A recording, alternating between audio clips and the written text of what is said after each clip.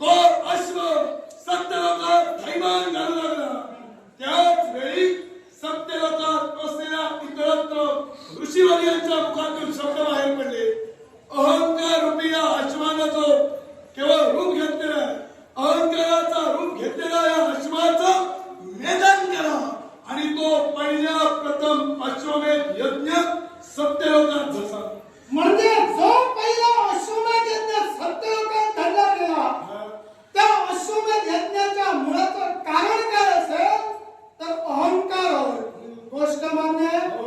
मग मी तर आता असं ठामपणे सांगतो तुम्हाला, हा जो अश्वमेध यज्ञ तुम्ही आरंभलेला आहे या अश्वमेध यज्ञाचं खरं कारण सुद्धा पांडवांच्या अंतरी वास्तव्य करणारा अहंकारच आहे. केव्हाही नाही.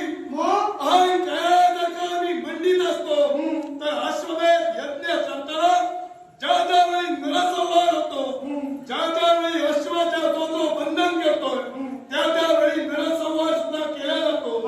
ज्या ज्या ठिकाणी अश्व उभा राहतो, जिथं मलमूत्र विसर्जित करतोय तिथं गोशाळा अन्नदान सुद्धा पांडव करतायत म्हटल्यानंतर जर का अहंकाराला मंडित असताना पांडवांनी अश्वमेध यज्ञ केला असता तर या गोष्टी पांडवांनी केव्हाही केल्या नसत्या. मी आता असं का म्हणतोय याला सुद्धा कारण आहे. काय कारण?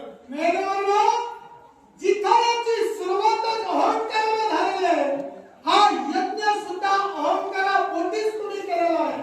अहंकार कशाचा असेल तर तुमच्या पराक्रमाचा अहंकार, तुमच्या शौर्याचा अहंकार तुम्हाला झाला आणि म्हणूनच अश्वाच्या माथी तुम्ही पत्रिका रेखाटला. त्या पत्रिकेचा मजकूर तुम्ही रेखाटला. त्याचा नेमका अर्थ काय होतो? एकच अश्वाचा केवळ अश्वमेध यज्ञ पांडवांनी आरंभलेला आहे. जो ज्या ज्या ठिकाणी अश्व जाईल त्या त्या ठिकाणी असणाऱ्या राजकर्त्यांनी ती पत्रिका वाचून केवळ स्वतःच्या अंगीरचा शौर्य सामर्थ्य असेल तर अश्वाचं बंधन करावं. नपेक्षा दाती पुढे घेऊन करभार खंडणीसह पांडवांना शरण हेच मला मान्य नाही. हा अहंकार तुम्हाला चढला आणि म्हणून विश्वातील प्रत्येक राजकर्त्याला या पराक्रमाला दिवसनाचं कर्तव्य तुमच्या करणे होतं. मला सांगा, अश्वमेध यज्ञ तुम्ही तुमच्या पापक शासनासाठी करता. मग तुमच्या पापक शासनासाठी जो यज्ञ तुम्ही करता मग त्या यज्ञात इतर वीरांच्या पराक्रमाला ढागण्याचा अधिकार तुम्हाला कोणी दिला? अश्वमेधाची पत्रिका लिहिणारे पांडव पहिलेच नव्हे. ती अश्वमेध यज्ञास प्रारंभ झाला त्या त्या राजनियम ती त्या त्या पद्धतीने पत्रिका रेखाटलेली आहे. आणि राजे अश्वमेधाबद्दल मला तुम्ही विचारता, पण अश्वमेध कदाचित तुम्ही केला नसाल पण तुमच्या पूर्वजांनी सुद्धा अश्वमेध यज्ञ केला. आमच्या पूर्वजांनी सुद्धा अश्वमेध यज्ञ केला आहे. अश्वमेध यज्ञ जर तुमच्या पूर्वजांनी केला मग त्यावेळी सुद्धा त्याच पद्धतीने पत्रिका रेखाटली होती. पत्रिका रेखाटली होती पण अश्वमेध करण्यामागचं कारण, अश्वमेध करण्यामागचा उद्देश स्पष्ट होता. राज्य विस्तार होय. कारण अश्वमेध हा राज्य विस्तारासाठी केला जातो.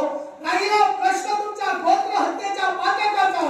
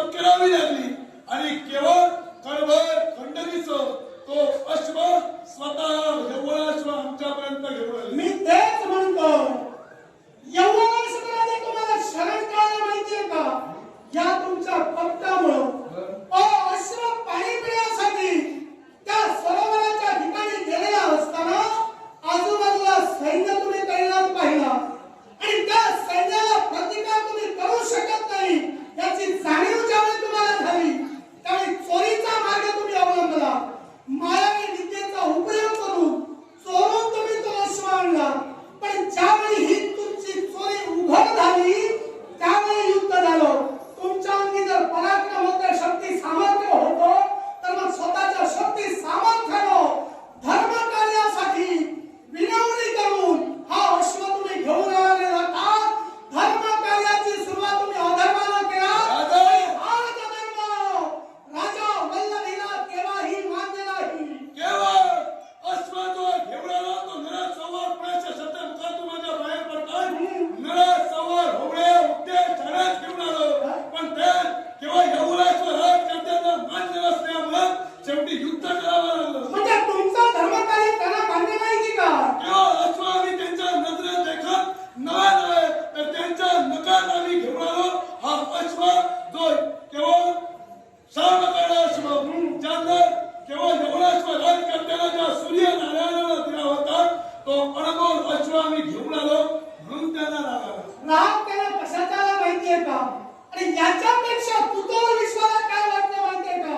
विश्वाचा परब्रह्म ज्यांच्या बाजूने उभा आहे त्यांच्या बाजूने सुद्धा अधर्मच घडतोय.